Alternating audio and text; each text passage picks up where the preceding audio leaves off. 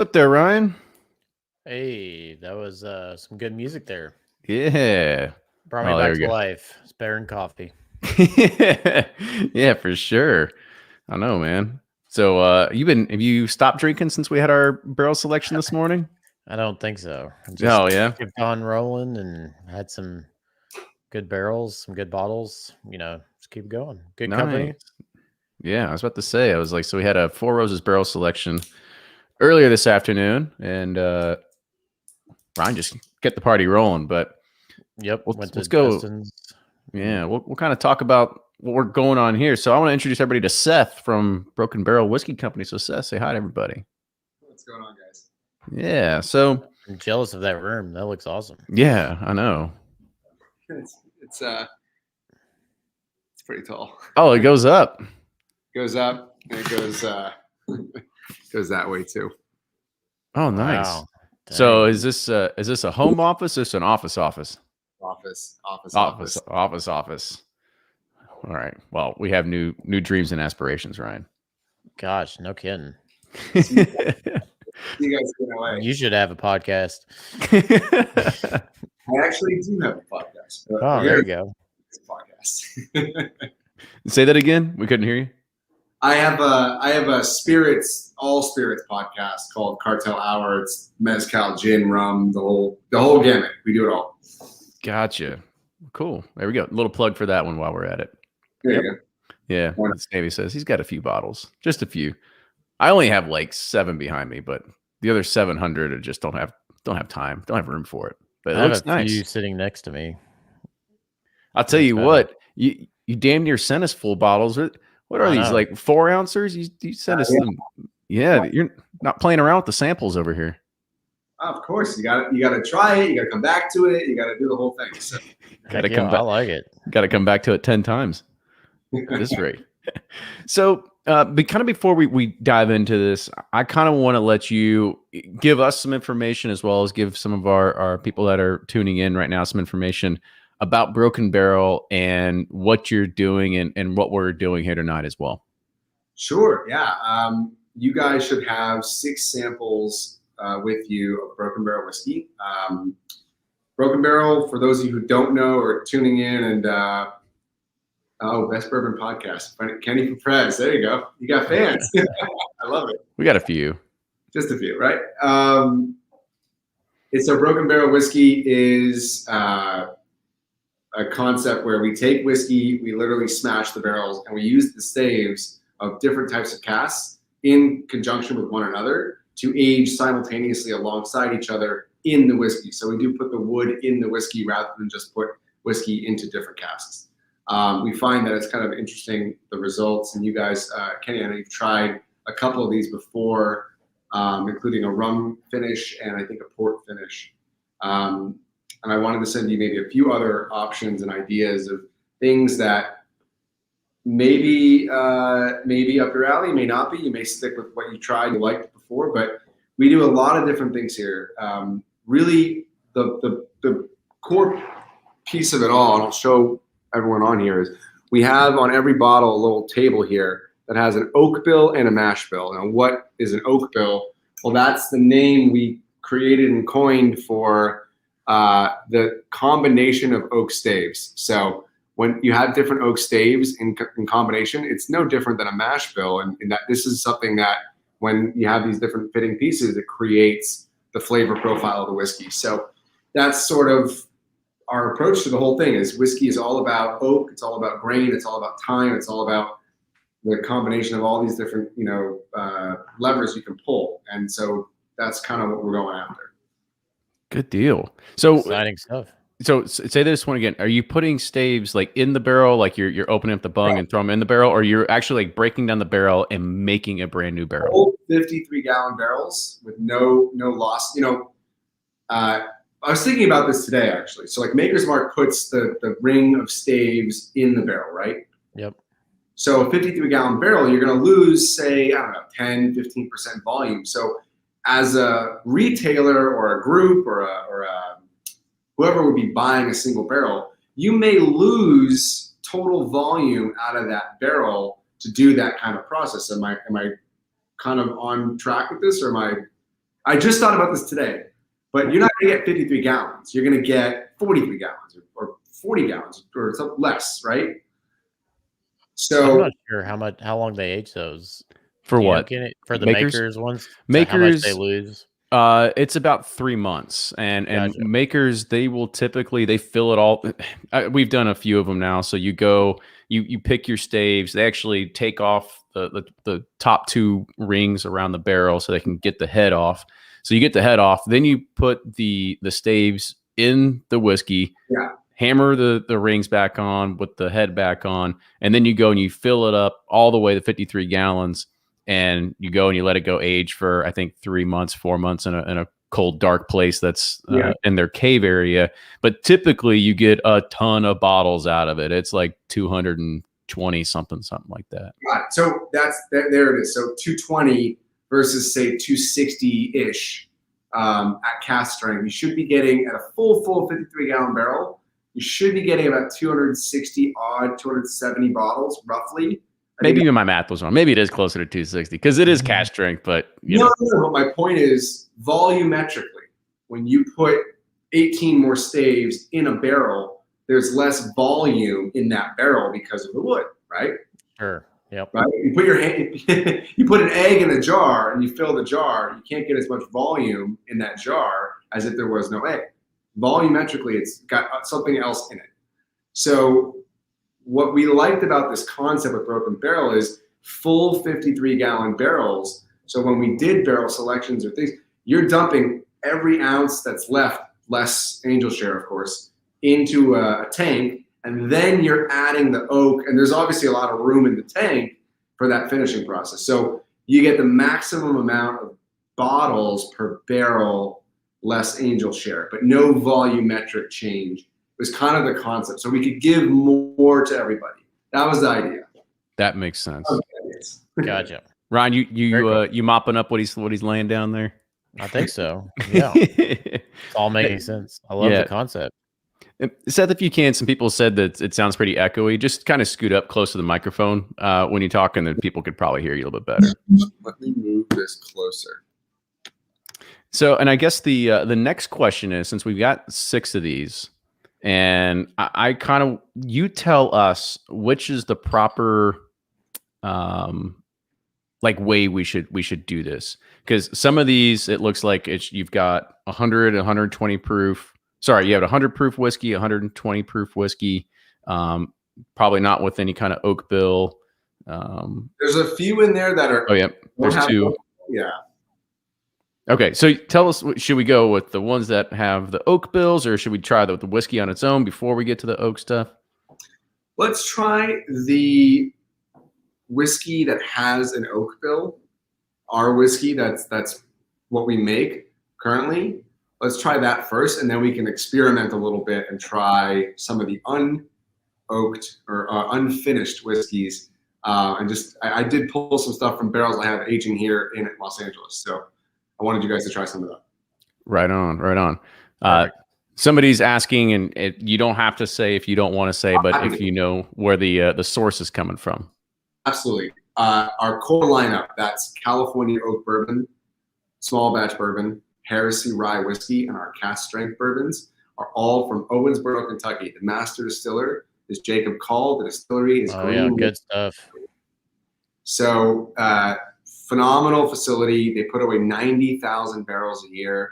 They're an up-and-coming, younger, restored distillery. However, they're one of the oldest distilleries in Kentucky. They are DSP KY 10, distillery number 10, period. So they're old school facility, and it got restored in 2016. So they've been laying down whiskey for about just under 5 years. Right on. Yeah, we're big fans of their stuff.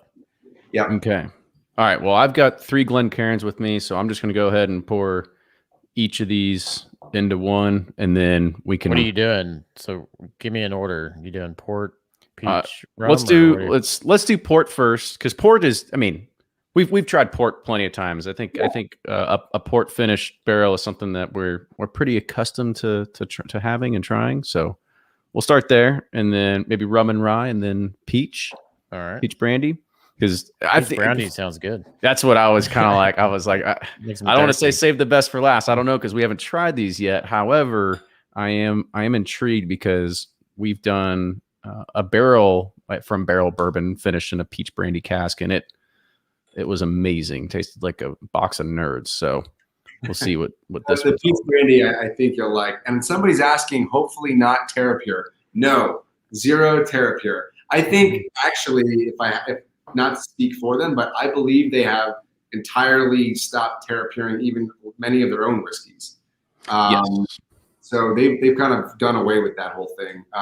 And that was right around when I met them that they stopped doing it. So we've never put out any TerraPure stuff. No, our process is literally, this is my TerraPure right here. It's a gigantic sledgehammer axe, all in one, and this thing works just fine. You don't need fancy science to do what we do. It's just pure good staves and whiskey. That's it. Right on. So you came up with the idea of this? Yeah, because it sounds like not labor intensive at all, or very streamlined process.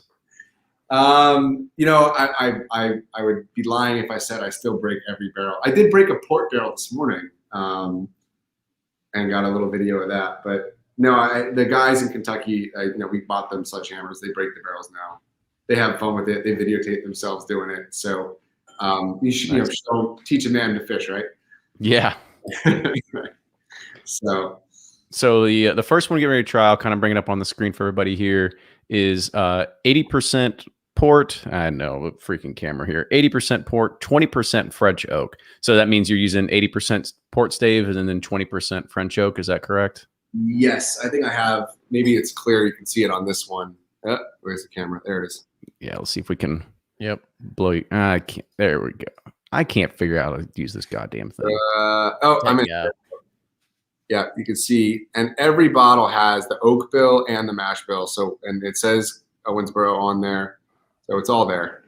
Right on. This is the cameras. It's hard to get the camera. Port staves. There you go. 116 proof. Cool. I will join you guys with this. All right. I think the stuff you're drinking is literally from this bottle. So. Oh, is that how it is? Okay. That's why it's so empty. And I just figured out how to put somebody on the screen when we do it. Like I just got to move you over here, and then I can pull you up. So I'm figuring this thing out as we go here. That's excellent. And where are you guys out of? Where are you guys in both in Kentucky? Yeah. Yep. So we're both in Louisville. Nice. I will be in Louisville at the end of June. And you're in Vegas? No, Los Angeles. Los Angeles. Okay. We have we just got our distilling license about 2 months ago. I was looking up your website. I thought saw something about Vegas. We make vodkas in Las Vegas, actually. Gotcha. Okay. And so the whiskey in here, this is all the Owensboro, correct? So all coming from there. Assuming it's around probably 3.5 years old, getting close to 4, something like that. It ranges. So the youngest will be 2 year, and the oldest will not be any older than 4. So yeah, and there's a reason for that, and that's one of the kind of deciding factors that we chose in going with Green River. We did test this out on some older whiskeys at kind of the starting days of getting into bourbon at all. And we found that, a lot of the older bourbons, it took a long time to finish the whiskey and have any real flavor kind of settle in to the degree that it would kind of play a shining sort of role in the flavor of the whiskey. After, say, 8, 10, 12 years, there's a lot of deep-rooted original flavors that are there that come from spending, a decade or so in a barrel, in a new charred oak barrel. When we're doing this process, 2 things are going on. Younger whiskey is more impressionable, so it can take in more of the flavors of port, peach brandy, rum casks, number 1. And number 2, because we're using the staves, we do see a lot more color kind of come off because of the surface areas that are all in contact with the whiskey itself. You're submerging an entire stave. So front of the barrel, back of the barrel, sides of the barrel stave, all in contact. Right on. There's some other people that are asking about kind of like where you're getting these barrels from, and is it like brokers, and then do they break them down at wherever you're getting it from? Is it independent stave or anybody like that, and have them shipped to you? So no, we don't do any new barrel staves yet, but we will start doing that. We have a product coming out later this year that will have broken new barrels. I'm actually going to break up some new barrels. So efficient. This is like the worst business decision I've ever heard, Seth. It's kind of dumb. And I probably should reach out to Independent Stave or Calvin Cooperage or some of those guys and reach out and just have them, instead of making the barrel, just toast the staves and hand them to me. Yeah. To actually make them into a barrel. But then it's not broken, right? No, it's all good. I'm just giving you a hard time. Be broken. Yeah, and I'm just giving you a hard time. It's a great concept. It's something that's very original. It's unique. I think the only thing that's even remotely close to this was, I believe, Foregate came out with what was called a split stave release, and they took 2 different barrels, and it looked like a zebra pattern that was going through it or something. I never tried that, but I did listen to a podcast on that, and it was really neat. Mm-hmm. But yeah, I mean, one of the questions that I was going to answer here is, how long does the whiskey age in these broken barrels? Okay, so this port one you're trying was about 3 months with the staves. Wow. I guess the way to ask that question is, what company is managing these barrels? No, I don't work with Independent Stave. So we buy different barrels. So I've bought San Antonio Winery Paso Cabernet barrels for some of our whiskeys. I've bought Santa Ynez Cabernet. I've bought Santa Barbara Cabernet. I've bought the port barrels are domestic port barrels. They're not imported. I've bought Amontillado from Spain. I've bought Mizunara from Japan. So I've bought a lot of different barrels from a lot of different places, and vendors and brokers and direct sourcing. What do you think? What do you prefer is your flavor profile? Don't let them influence us. I know. I'm just curious. Well, let me turn it back. So you guys are trying the port. I actually have been talking. I haven't tried it yet. I'm just nosing it. Nose is good. Yeah. I was about to say, it was like on the port finish, I don't know about you, Ryan. I don't get a ton of port influence. It's just like, it's pretty mild. I remember the original samples that I got of a port finish one had a little bit more heavy port influence, but hey, it's the difference between the, whatever barrel you're getting or whatever bottle release it was or something like that. Yeah. I'm getting a lot of like creamy raisin syrupy, like I think I've said this before, like cream of wheat when you had like brown sugar and raisins in it. I don't know. That's kind of what I'm getting. There's a ton of like raisin flavor I'm getting out of this one.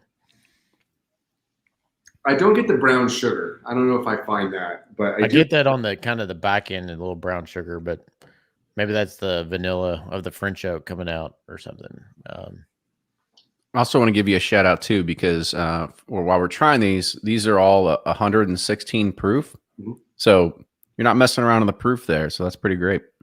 No, so we for any kind of like barrel selection, we want to go cask strength. And I think there's a tolerance of like 1 or 1.5% max that you can kind of try and keep it versus like handwriting in the proof every time, which generally we try not to do that because it's a pain in the ass. Oh yeah. We know when you go through bottling, they want to charge you for every time that somebody has to handwrite something or anything like that. Well, think about this. We put this product and all of our products out at what we feel is a tremendous value. So the price point, I don't know if you guys know the price point on these already. Why don't you just share with the world? They go for like $45 a bottle for cask strength. That's good value there. We very much is. Try to do what we can to keep the cost low, and if that means adding 1% of water from a 117.2 or a 116.9 or whatever, that little 0.9, like we're not trying to just do some marketing game. We just keep it at 116. It's essentially still cask strength because everything from Owensboro is coming out at exactly 116 to 117 4-ish. So we always keep it 116, and I haven't had anything from them I didn't like yet, so it's been very fortunate for us that it's worked out that way. It's interesting. The port, like as it finishes, it's kind of opening up to like this kind of sassafras, like bitter kind of. I won't say licoricey, but more like a licorice, like a bittery, like like if you ever like take Angostura bitters and just taste it straight, you get like that Twizzler, like Red Bud. Yeah, right, Twizzler kind of flavor. Yeah. There's another question that comes here. It says, any plans on rye releases? Yeah, we have a rye. Hold on. There you go. Done. You got your answer there, Wes. Well, our next one's that's the barrels, rum and rye. Never mind. This is our rye whiskey. I'm turning it the wrong way. It's called Heresy Rye Whiskey, and it is 105 proof. There you go. What's the oak bill on that one? Oak bill. So most of our whiskey has the same oak bill. We actually use it 3 different times on 3 different products. It is 40% French oak, 40% ex-bourbon barrel, and 20% sherry cask. And it's such a great mash bill that we just used it on our bourbon, on our rye, and on our cask strength bourbons that are not made for any specific customer or group or club or anything. What's your most expensive like oak? What's the most expensive stave? I guess. Is it Mizunera or? Luckily, you're asking all the right questions because these are the bottles I literally use. You've drawn me up for every bottle I have sitting around me. Everything else I'd have to go outside to get. This is the most expensive. Was Mizunara by far. Oh yeah. I've heard finding those barrels are almost impossible. And if you do find them, they're going to cost you an arm and a leg. $10,000 for like a handful of barrels. It was ridiculous. Wow. Yeah. Luckily, like we didn't fill the barrels and have everything spill out or leak. Like I know a lot of people have troubles with. We just broke them up and put the staves. So we didn't have any leaking issues. We're like, you're like, got this expensive barrel, I'm gonna smash it. You ready to smash some fruit? Yeah. Was that the Chappelle skit? The Chappelle, yeah. Oh, he's making fun of what was it? Oh crap, Gallagher. Gallagher. That's right. That's right. Those bashing watermelons.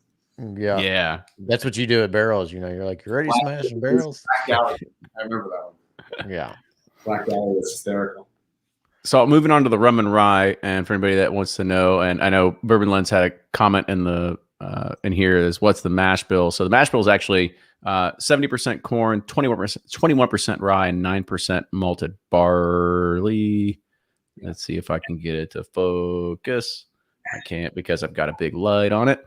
But it's this is also a 60% rum and 40% X rye cask that we're trying on this one. So we did Barbadian rum, not Dominican rum. Dominican rum is just way too funky for bourbon, in my opinion. Oh wow, this is interesting. I like it. I'm a bigger fan of this one already than the port. Yeah, me too. That's so because you were definitely more into the port when you tried the last round of samples, I think. Yeah. Well, all we had was port, so it made it an easy decision. I watched it recently before this. You tried 3 and 3, I believe. You tried 3 ports and 3 rum ryes. Oh, is that what it was? I can't remember. It was so long ago. Yes, I've got a terrible memory, Seth. You got it. That's the first part. He drinks too much. I'm here to help, I can tell you. Yeah, I like this one a lot. How did you come up with the different combinations, and why do you do like rum and rye? Why not just do rum or like who? So there's a lot like Angel's Envy and several other companies had come out with these rum finished ryes, and I was like, well, I don't want to finish a rye. I don't want to launch a new rye right now, but I love the concept, so I'll take rum and rye barrels and I'll just put them in my bourbon and see what happens. And you know, rum and rye always works so well, and we have a high rye bourbon at 21%. So I thought, okay, let's take rum and rye and we'll put it together, and we will do that in conjunction. And I wanted to make sure it was Barbadian rum. So I'm a big Foursquare rum fan, so I'm a huge fan of all different kinds of rums. So is Igloo. Most of us are big Foursquare fans, and I think we all have to thank Fred Minnick for that one. He kind of ruined it. He kind of ruined that one for everybody. Yeah, I really like this one. I didn't actually hear it from him, but I did interview a guy from Real McCoy Rum, which is the part of the distillery, and I tried that rum and I was blown away. I was like, oh my god, I've been sleeping on some great rum. Like I've just been drinking spice shit and Plantation has Taylor Jerry's great bottle of Plantation rum, but Foursquare and Real McCoy really opened my eyes. Like, oh shit. Yeah, no, totally. Well, that's what. So somebody said. So we need at least when we do our oak bill, it's got to be at least 10% Mizunara. So just so we can have it, right? So price goes up to $500, not 45, right? We're good. Hey Ryan, you used to play baseball, right? You played baseball a lot growing up. I did. Yep. And was it a big thing when you got done playing baseball to always go and get like suicides after the game? Like snow cones? Yeah, heck yeah. Yeah, well, no, like suicides, like at the concession stand, where you get every like you get Mountain Dew, you get Sprite, you get Coca-Cola, you get Dr. Pepper, you get all that, and you put it in the same thing. Yeah. But we did that with snow cones. We get the suicide, you get the grape cherry, all the different flavors. So now you got to do it with frozen margaritas.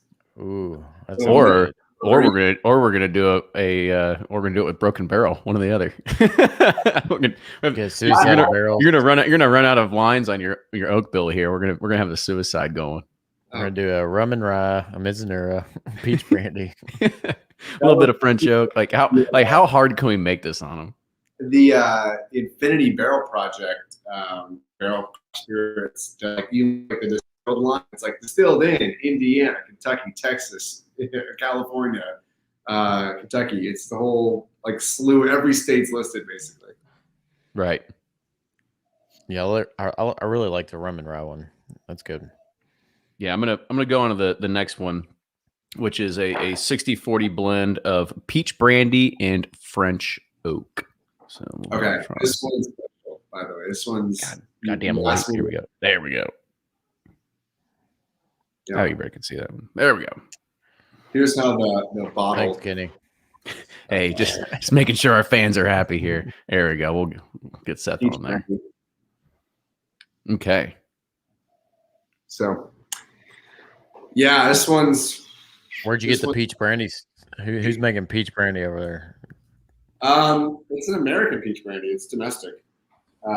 These are, peach brandy. I don't know of any like French or European distilled peach brandies. I know, like I've messed around. What led me to this was some experimentations I was doing with Calvados. So apple brandy was delicious. I was really into that, and it's French brandy. But when I saw peach brandy at the time, nobody was doing it, so I went for it. But now several people are doing it. But hopefully, this is so good. This is by far my favorite. Yeah, like not even. It's not. I mean, this peach brandy. Oh, this is a. It just surefire. reminds me of I'll show all you things cobbler, like dessert. Just so good. Yeah, that's good. the peach brandy is so strong that we really had to balance it with those French oak staves because it was just pure candy when you do 100%. So the French oak is extremely important. It really provides balance. That's very true because the one we did that was pure peach brandy was over. It was like It's a nerd rope. it was chewing on like it was just chewing on a pack of nerds. I mean, it was overly sweet, but it was good. Now I'm curious as like, what if we did like a peach brandy rum and rye stave finish? like how crazy can we get on this?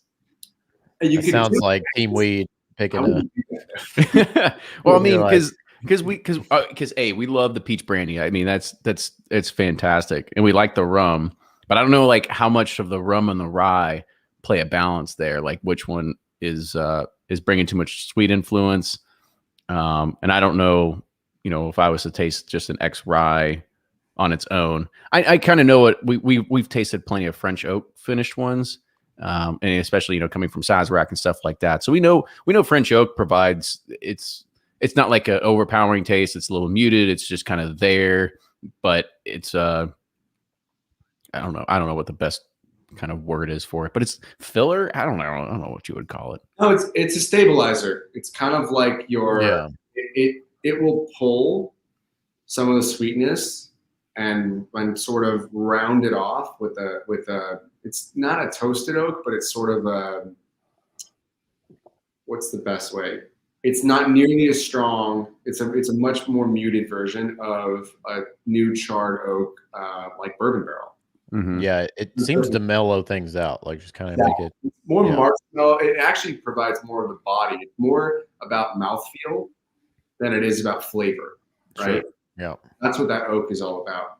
And to your point, Kenny, I would say if you're going to go peach brandy, but try and change it up, maybe peach brandy and rye staves, because the rye may have a little more spice. I mean, it's not a tremendous difference of a used rye barrel versus a used bourbon barrel.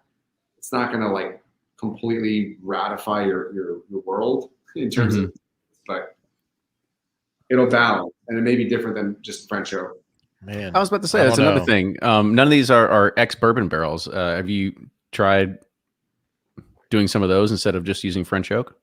Oh yeah, that's the core. That's part of that core. Okay. We always use ex bourbon barrels on our core. I can't get this like straight. There we go. We can see it now. It's right there. So it's the first thing we put in our small batch, our rye, and our cask strength bourbon. Perfect. So we love ex bourbon barrels, and we go through more ex bourbon barrels than pretty much anything else. Yeah. So Matthew said rye, rum, and peach brandy sounds like a graveyard pick. I love it. I don't know. That one's good. Sure, you want to mess this peach brandy French oak up?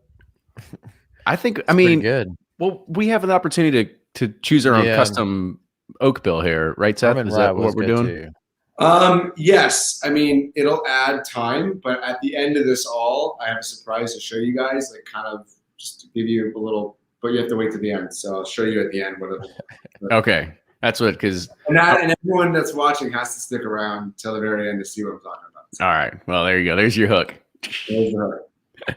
Well, I mean, like I said, so far, I think 60% peach brandy's got me hooked. Ryan? Yeah. Really good. I agree 100%. That's a good one. And I'm kind of thinking, like, you don't want to like go overkill. So I think like we'd have to go either like rum or peach brandy. And I say we go peach brandy on that side. So if you do peach brandy, 30% French oak, and maybe split the difference between the rum and rye. I think that would be a good combo, but getting too complicated. That's too much.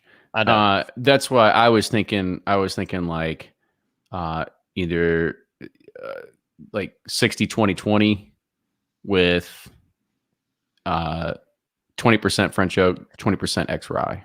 Actually, you know what? Every time we like do this at Makers, when we did our own pick, you're like, we want to make something unique, and then you taste what's worked before. We should let Broken Barrel guide us.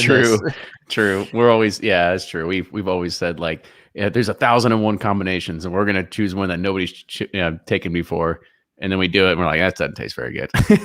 Yeah. So. No, and I'm obviously I've done a few of these. I can definitely guide or advise, but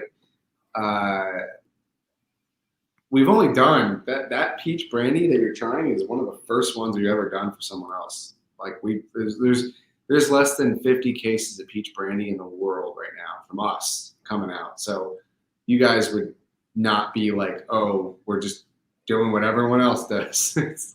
Everyone else is like a small liquor store in Minnesota, I think. So I think you're okay. Well, I just think that, like I said, that peach brandy just brings out a completely different taste profile that I think will take people a little bit by surprise, which I think it's great because we do so much of just regular typical bourbon profile, rye profile and whatnot, that it's fun to change things up and get something that's people just wouldn't expect. All right, here's one. Choose your favorite child behind the wall behind you. Well, you have to give me like a category. Right. Kenny and I were just talking about. It's like we hate when it's. What's your favorite? What's your favorite bourbon? Yeah. Scotch? Is it bourbon? Is it rye? Like, I'll only answer that question if it's like a more targeted question than what's the one bottle out of 900 that you're gonna pick. It's like, all right, Matt, you go. Oh, here you go. Rye, your favorite rye. Rye? Oh, Millstone. Easy. That's not my own, obviously. Millstone rye. Yeah. Netherlands. Interesting. I don't think I've had Millstone rye before. I know, me either. Rye from Zuidam. It is a Netherlands distilled rye. It's 100% rye. It's 100 proof. Damn. That's our next pick. Somebody get on the phone to the Netherlands. Let's figure this shit out. No, they're selling in the U.S. I bought my bottle in New Jersey, but they had one here in California that I saw. Runs about $80-$90. It is impeccable. It is a perfect rye whiskey.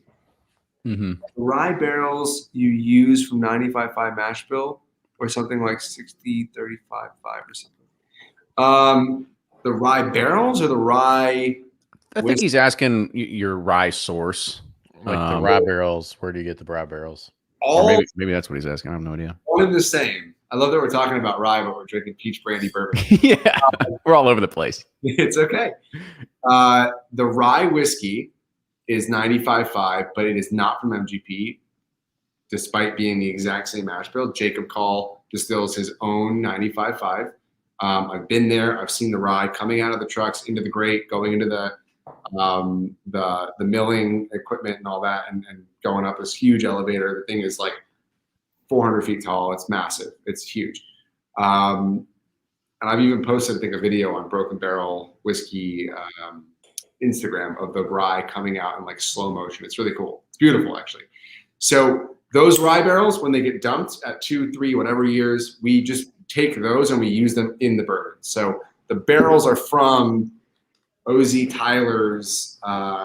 Sorry, now they're Green River. Oh yeah, it's like that starts the blasphemous people going, "Oh, therapy." Green River Distilling's rye whiskey barrels are the rye whiskey barrels used in the rum and rye, and it's a 95.5 rye on both our rye and the rye barrels we use thereafter. That's great. You're giving them a place to get rid of these old barrels too. That's the best part. The Lord's work for them, I think. Taking the hammer and just like smashing them up. I love you just keep like an axe in your office there. I got a couple cool ones, but they're kind of strewn about, and I have to get up, and I don't want to do that. But I have one of my grandfather. He passed away, but I have one of his old pickaxes, which has a blunt, like square peg. I'm not sure what it was. The other side is just the full pickaxe. So I'll show you in a little bit how we use that in some of the upcoming branding that we're doing. It's really neat. Ryan, I just blended the two together of the peach brandy and the Ryan rum. Well, that's a good idea. I just figured I'd give it a try. It's not bad. And I just said it's not bad. it's good stuff. Well, I mean, you lose some of that peach brandy like sweetness from it, but that's to be expected. I mean, it's still there, but it's not like overly pronounced like it is on its own. Yeah. Pikesville's also good. Whoever said they love Pikesville, I agree. Pikesville's a top pick for sure. I do like that, Kenny. Yeah. Everybody thought you were the master blender. Nope, it's all Kenny. Right. I just try to take credit for something. No, I'm just messing. All right, so we've got a good direction on the staves. Now, you've also sent 3 just straight bourbons. Should we go ahead and start trying those? Yeah, you're literally gonna have to remind me what I sent you. Okay. Well, I guess I maybe email you a list of what it is. That's okay. I got them right here. So the first one is, it says Broken Barrel Bourbon, mash of 51% corn, 49% malted barley, aged 3 years. This one says distilled in Los Angeles, though. Yes. So I did send you. I sent you guys one whiskey. Does it say malted barley? Yes. Fuck. I'm so sorry. If you have a pen, cross that out. Okay. It's rye. Okay. I'm glad we asked. That is rye. 51 corn, 49 rye. It is not malted. I've never seen mash bill like that. And distilled in LA. Is this you all then? Haven't seen any. No, not ours. Still in LA. On full transparency, but I can't say who it is. Okay. But it is distilled here in Los Angeles by one of, in my opinion, the greatest distillers I've ever encountered. And I've been to 150 different distilleries. So I do not sing this man's praises enough. He's one of the best distillers. People watching from LA can guess. I won't confirm it, but until I actually am a customer and have paid him and given him my cash and bought barrels from him, I won't reveal who it is. But this is a barrel that I can get my hands on, no problem. We're great friends. We've talked prices. This is a barrel, a source of barrels that some of the most unique whiskey I've ever tried, and I loved it. And I would love to make this something that I can make available. Right. It's got a bright, pretty, vibrant nose. It's very young, so it's very impressionable. And any kind of oak bill we do, like you could pick that whiskey with the peach brandy oak bill, for example. Mm-hmm. That's one of the reasons I wanted to send these along. Yeah, at first, I kind it was a very heavy abundance of alcohol in the nose, but then after that initial shock kind of went away, as Ryan said, there's a lot of good fruit notes. There is a little bit of youth on it, but it's not overpowering by any means. It's 3 years. Reminds me of unpeated Scotch almost. Yeah, like kind of flavor, like a lot of bright citrus, like vibrant fruits. Mm-hmm. Yeah. Wes asked a question: is you ever use any Armagnac barrel staves? But this might be a little bit different because Armagnac barrels are usually pretty large. They're not going to be your typical 53 gallons. These are coming in at 70 gallons ish or something like that. The largest, I do have one. I broke a bunch of them, but I saved one just because it was really cool. It's a 500 liter sherry butt that I saved. It was a beautiful, beautiful sherry butt. And we don't usually order sherry butts in the 500 liter size. We generally get like 200. I would say it's a big one. When it's full, it's 1,000 pounds. So it takes 3 people to kind of like move it around. Or one, Dwayne Johnson, depending what you have available. I like that. One Dwayne Johnson. 3 regular people. So Yeah, it's I've got it in the other room. It's we put a plant on it. It's just a really cool like piece that we have. But no Armagnac. That's cool. I drink Armagnac. I've got a lot of Armagnac. I love Armagnac, but It's good stuff. We like the yak. Don't talk back. So this next one right here is there we go. Focus on here. So age 3 to 7 years, 58% corn, 30%, 32% rye, 12% malted barley. This one's, I'm curious to get your guys' thoughts. This is something that, and this one does state that it's a blend, right? It does. It says age 3 to 7 year blend. I blended this for you guys. Oh, okay. Gosh. It was originally in this bottle, but I kind of depleted the bottle on your samples. But I'm going to drink the rest of it with you. But I wrote down what it was so I could make it again. You sure know how to make a few podcasters feel special. That's right. Now, what I like about this one before you guys get into it is it does involve a corn whiskey. And I love corn whiskey because it's basically just bourbon that has gone into a used barrel and therefore doesn't have all that influence of charred new oak. And therefore, those peach brandy staves and those rum staves are going to go so much further in flavoring the whiskey. But it's a 7-year corn whiskey. And one thing I've recently sort of come to, it was a revelation that I had as I got more and more into Broken Barrel over the years, is that I like this a lot. Flavor comes from the oak, and the finish, the mouthfeel, comes from the age. So if you can blend an unflavorful but full-bodied older whiskey with a youthful but still flavorful, and then add the missing flavor from the oak, you can actually develop a really nice whiskey through blending and finishing. Something that my friends, I love those guys over at Bardstown, are very, very good at and have a lot more money than I have. And they charge a lot more money. More than most of us, but I get it, yeah. But they're great partners of ours as well. Oh, yeah, no. I mean, look, it's $150-something. I bought a bottle from them that was $300 for their Muscat Mistel double age 13-year-old, whatever. But I've got half a dozen bottles at least of their stuff. Huge fan. But it's $130 a bottle. And it is older, and you have to finish it that much longer. You got to finish it for years just to get that flavor to really sink into those older whiskeys.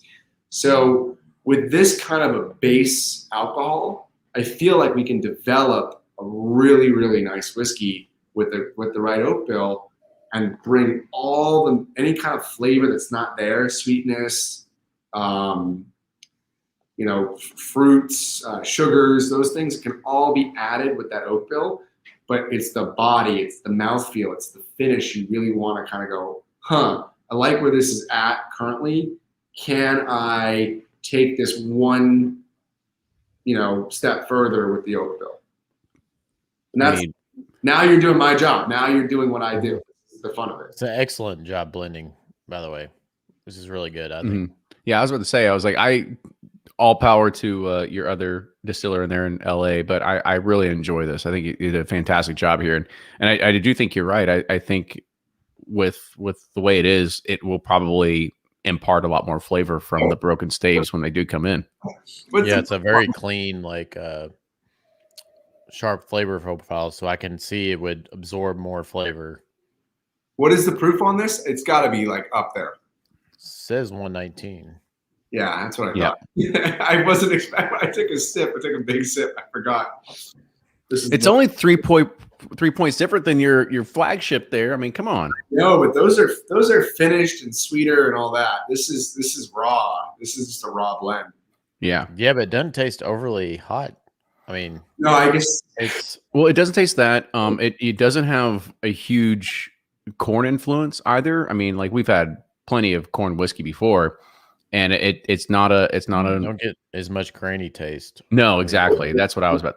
That's a good word to use. Whereas the stuff from LA, it had a bunch of citrusy, fruity notes, but it also had predominantly grain notes. This has, you did a great job blending this.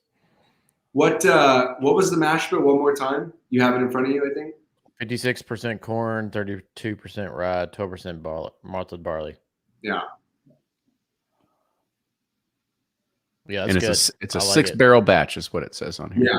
Yeah. I have 6 barrels to make this batch. There's nothing like overpowering, but it's got like some great honey, like great just honey, sugary, buttery kind of notes to it. It's very clean. Like it's like just nice and balanced. Whiskey Nose wants to know, Ryan, does it taste like it's that high in proof? The 119, no, it does not. I don't think so. But then again, we've also been drinking 116 proof Well, up until now, so it's I have been drinking since 1. So one today. I was Yeah, just gonna say it's 9 o'clock tonight. 1 o'clock as well. I'm at the tail end here, but your 1 o'clock is now what, 9, almost 10 o'clock. So you got me beat by about 3 hours. yeah. You got some catching up to do, Seth. That's what it comes down to. I'm just messing. Podcast after this. Versus the one we had distilled in LA, which is actually 100 proof, so a little bit different. That one's at 100 proof. The one in LA just reminds me of a Scotch almost. It's like he does make an American single malt, and it's incredible.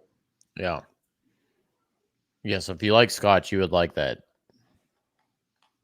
We'll find out. I like the blend. I'm humbled. That's awesome. Wasn't sure. It was kind of I threw that one in there as a Hail Mary. So you're telling me we actually have like 4 different whiskeys we could choose from to finish this in, because you have your one, you have your 70, 21, 9, and then you've got the one here from LA, your special blend, and then this last one, which is 85% corn, 15% malted barley, and 7-year distilled in Indiana. Yes. So this is. Here we go. I know it looks so janky when I do this, but I was like, this light is just like too much, and it just like drowns it out. This one is I have 4 barrels available. These 4 barrels, I use some of this whiskey in that blend you tried prior. This is unblended, straight up. No credit to me, but it's whiskey I've been sitting on. I bought it when it was 4.5, and I've been sitting on it ever since. So it's 7 years now. What have you been waiting for? Oh man, For tonight. For tonight, is that what it is? I'll tell you what I've been waiting for. Why don't you guys try it and tell me what you think, and then I will also have a quick sip of it, and then I'll show you something. I'll show everyone that's waited long enough, whoever's here. So when did you get? Oh wow, I just smelled it like really quick. Old whiskey, used barrels. Never went into a new barrel. I mean, I feel it's pretty good on its own. Like it's not bad. I mean, the nose on it, it's like pancake syrup, maple syrup, all day. It's pretty good. It's like smells like Waffle House, which I love. So wait, like you just walk in and you have that overwhelming sensation of there's the fry cookers over you're there. so and excited. You're like, I want everything. And it's 2 a.m. and you just want some hash browns. So my wife is from California. She's never heard of or had been to a Waffle House before. I took her to Kentucky 1 year ago exactly, actually, like right before the pandemic. And we're driving from Louisville down to Bardstown to go see Bardstown Bourbon Company and Heaven Hill and a bunch of other things. And it's raining and we can't find a restaurant that's open. It's a Sunday, so shit's closed. And we end up at a Waffle House. We were like, all right, let's get coffee at least. We end up at a Waffle House. And she goes, she's like, I'm not sure about this place. It looks kind of like sketchy. We're on the side of a highway. And I was like, all right. Well. And I went to school in Tucson, and there was a Waffle House, and I loved Waffle House. Like went there, maple and menthol, chocolate waffles, and all that stuff. Like you can add all this crazy stuff to everything. I took her, and we ended up. She's like, you know what? All right, whatever. I'll sit down. We'll try it. And she loved it. She absolutely loved Waffle House. I blew her mind. She's like, oh my god, it's great. I mean, and then you had to tell her like when the pandemic started, like it, or even mostly when anything ever happens, it's like the Waffle House like scale of like is Waffle House closed? If not, then you're fine. Just keep going out. You keep doing. If Waffle House closes, like shit's real. You better bunker down because it's coming for you. Yeah, thank God there's no Waffle Houses in California. I think the people going there would have had it up. Kenny and Ryan, enjoy the show podcast. Patreon. I just wanted to give a thumbs up to Tim. Appreciate your support, buddy. That's great. Yeah. Waffle Which is House better, Ryan? Waffle House or cream of wheat with raisins? Waffle House. It has to be Waffle House by far. Not even a question. Yeah. Green River apple brandy sounds tempting. Maple and menthol. menthols. That's the Waffle House flavor profile. It's kind of funny. I mean, if you've been a Waffle House at 2 a.m. when they allowed smoking in Kentucky, they did it for a long time. I think it's time to show everybody what we're doing here because you guys have been patient long enough, and I appreciate it. So we have a new bottle coming out, and it's kind of hard to see, so I'll just slowly turn it. But well, let me just go ahead and put you on full screen here. So Open Barrel has a new bottle coming out. What you're drinking is the Old Americana.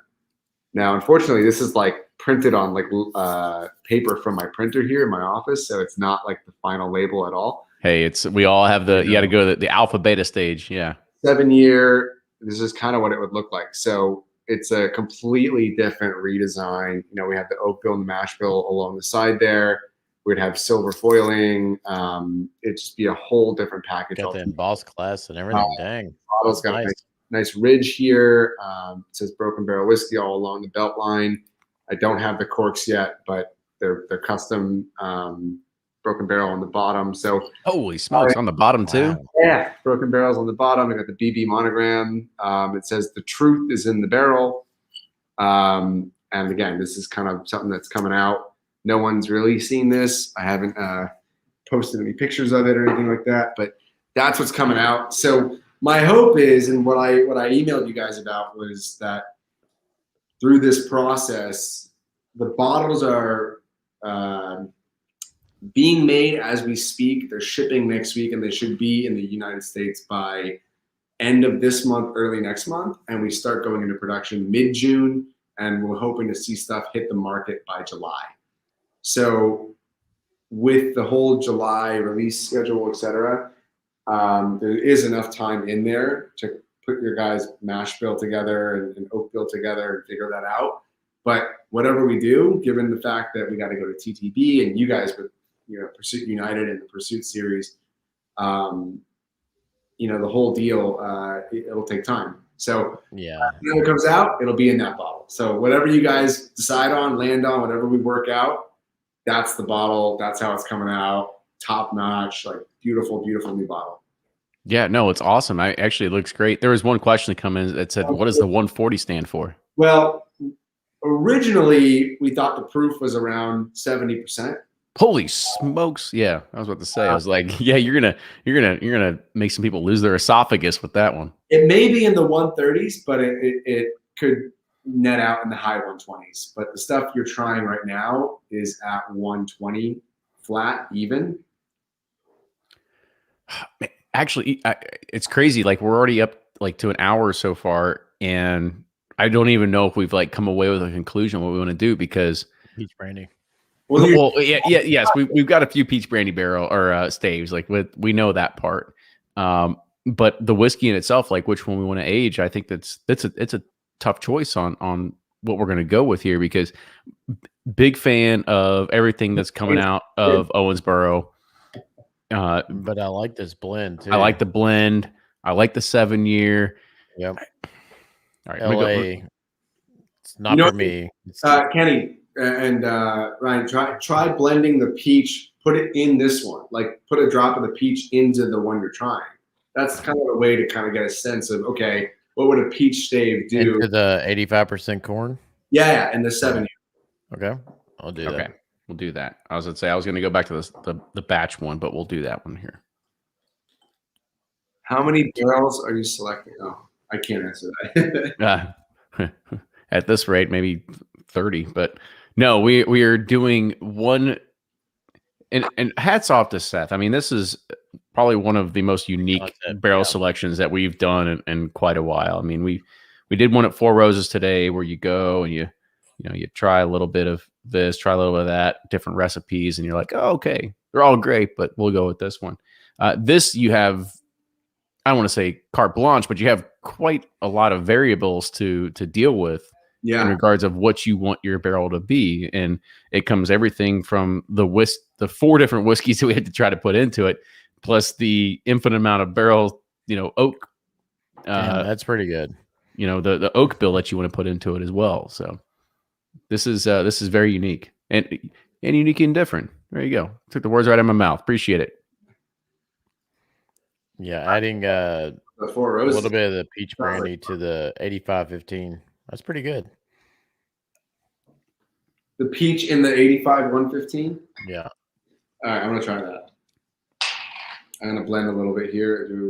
I'm gonna do mostly this, and then Still sweet, but peach. Mm-hmm. Oh man, I was about to say, I was like, because I'm a huge fan of the Green River stuff, but honestly, I feel like we should either go with the blend or the 7 year. I want to here. try with the blend with a little splash of peach brandy. Yeah, I'll do the same here. I'm gonna run it to Glen. That might be a home run. We'll see though. He asked, "What's the price variation between a 7-year rye?" My Wednesday is gonna suck. The corn. The price difference between a rye and a blend. Honestly, I mean, like the most expensive product we've ever released was this Mizunara, which was a blend, but it was more about the fact that we spent like $10,000 on Mizunara barrels. That's why it was the most expensive. And when I say most expensive, I'm saying like $49. Did you say 49? Yeah. Wow. That's dude. I mean, Angel's Envy released theirs. It was what, 300? And then it went to 2,000. Rabbit Holes is like 500. Actually, 1,500. I just saw it, but it's a 15-year-old Kentucky bourbon aged an extra year in Mizunara cask. So it's 1,500. Here's the dirty secret that you guys probably know, and many in the supply side know, but very few on the consumer side know, is that we all got that email. Hey, I've got 15-year Kentucky bourbon. You want it? 100-barrel minimum. And quite frankly, if I had the cash, I would have bought it. But we're a small company. I mean, I spent it all on this shit behind me. I don't have any money left. I'm kidding. I get it. All this stuff is personal, but at the same time, like, no, as a business, like, I've got everyday core products that I'm supporting and I'm just trying to get the main products out. So launching some specialty 15-year wasn't really in the cards for me. I've gotten an email for about 12-year by the tote, which is not a bad quantity. Tote's about 5 barrels. So, I get those emails and I'm like, all right, well, I would love to put out a 12-year age statement, but there's the initial thought is that really what we do? Is that what Broken Barrel's about? Or is it about the oak? Like, I'm as excited to put out, let's say, Amburana, which is a Brazilian cachaça barrel, right? So Amburana is a very spicy wood that it literally gives off the effects of rye, but it's from the oak, not from the grain.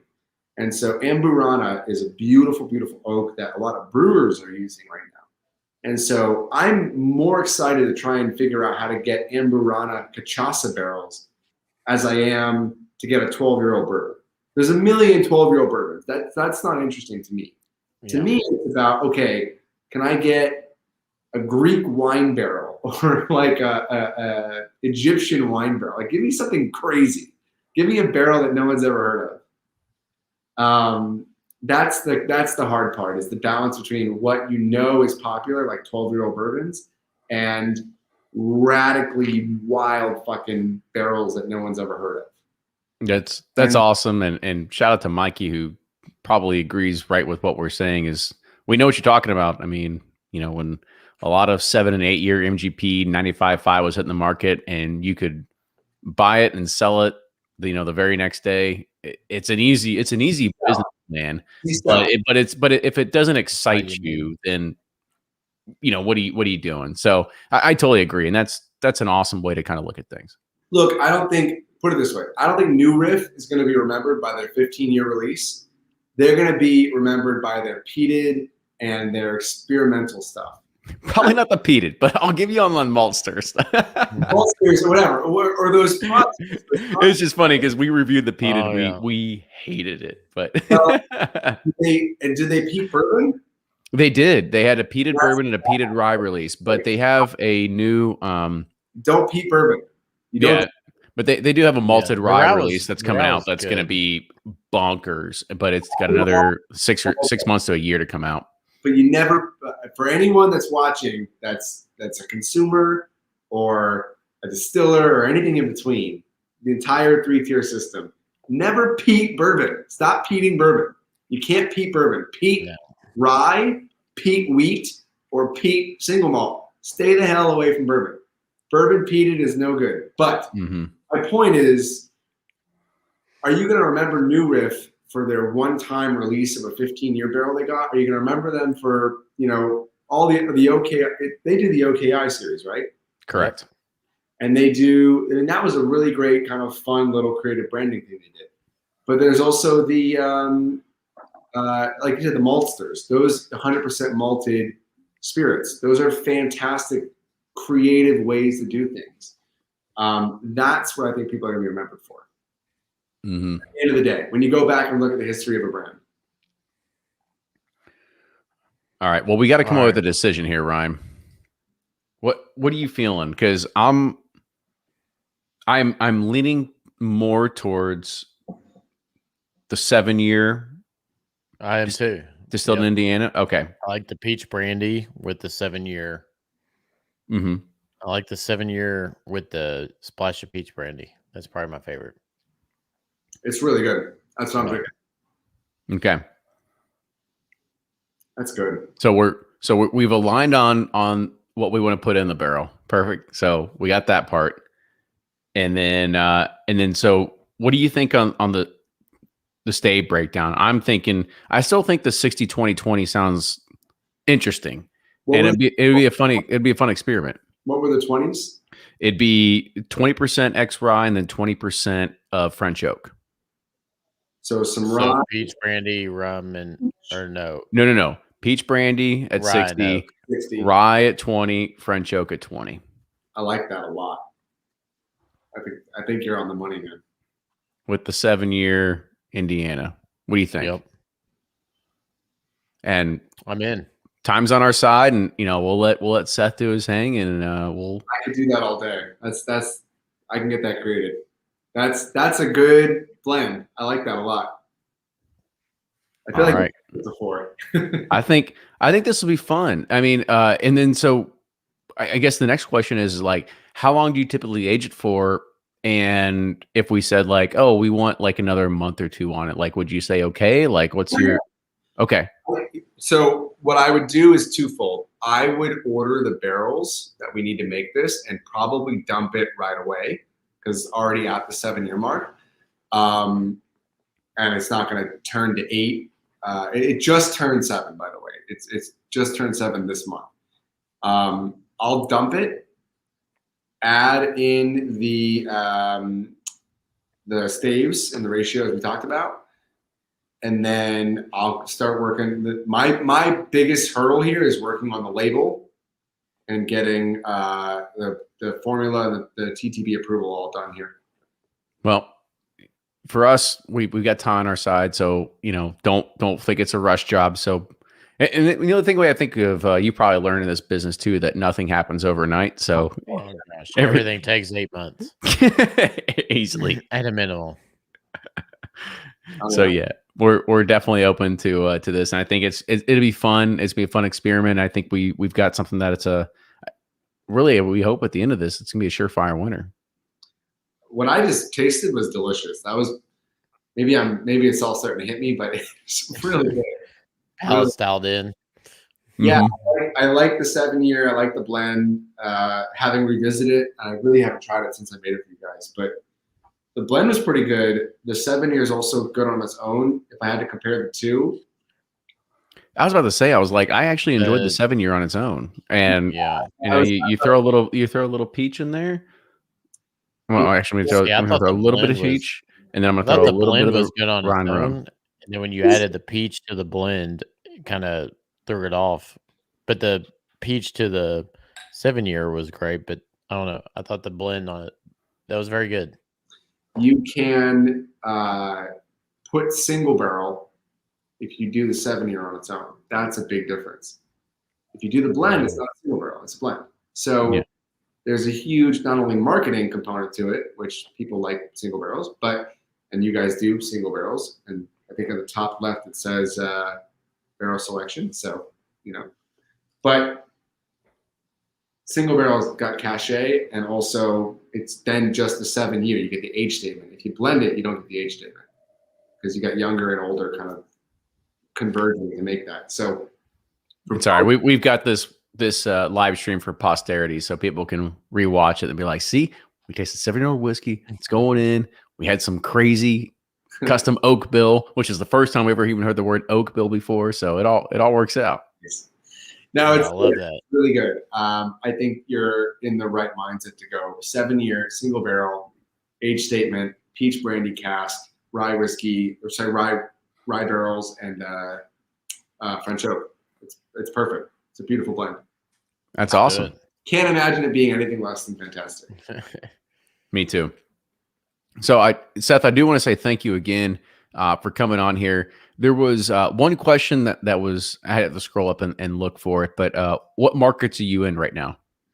Oh God, we're in like 40 markets. So you're everywhere. How about that? Yeah, we're not in the control states, so pretty much rule out like all the control states, with the exception of New Hampshire is a control state. I think. Yeah, it's a control state. Yeah, we're in New Hampshire. All of our whiskeys are in the liquor outlet stores there in New Hampshire. So easiest way to find some of our core products again are like 30 to 40 bucks. So check out, just Google Broken Barrel Whiskey. You'll find us. Somebody will ship it to you as long as you don't live in Ohio, Pennsylvania, or any of it. Right. Or if you do, find a really good friend that will ship it to you. Yeah. One or the other. Yeah, that's kind of what it comes down to. Exactly. Yeah, we got all the online retailers dialed in, so you can find us on Caskers or Cask Cartel, although it's kind of expensive.